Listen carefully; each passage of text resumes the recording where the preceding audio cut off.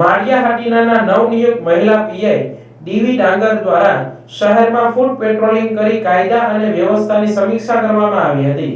શહેરના મહારાણા પ્રતાપ ચોક, railway station ચોક, શાક market, bus station અને સાસણ રોડ સહિતના મુખ્ય માર્ગો પર ફૂટ પેટ્રોલિંગ હાથ ધરાયું હતું. આડેધડ પાર્ક કરેલ વાહનો, ટ્રાફિકને અડચણ કરતા વાહનો સહિત કાયદાના ભંગ કરતા વાહનો પર દંડ અને ડિટેઇન કરવાની કાર્યવાહી હાથ ધરી હતી. ગુનાખોરી અને કાયદાના ભંગ કરતા લોકોને શહેરમાં શાંતિ બની રહે તે માટે કડક ચેતવણી આપી હતી.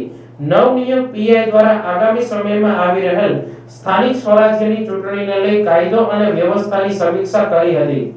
મહિલા પીઆઈ ડીવી ડાંગર ઉપરાંત પોલીસ સ્ટાફના હરેશ મુછાળ, સંજય પરમાર, ભરત કરમટા અને અરુણ મહેતા સહિત હોમગાર્ડ અને જીઆરડી દ્વારા કાયદો વ્યવસ્થા જાળવવા, ટ્રાફિક સહિતના બનાવો અને ગુનાખોરી કાબૂમાં રહે તે માટે લોકોને જાગૃત રહેવા અપીલ કરી હતી.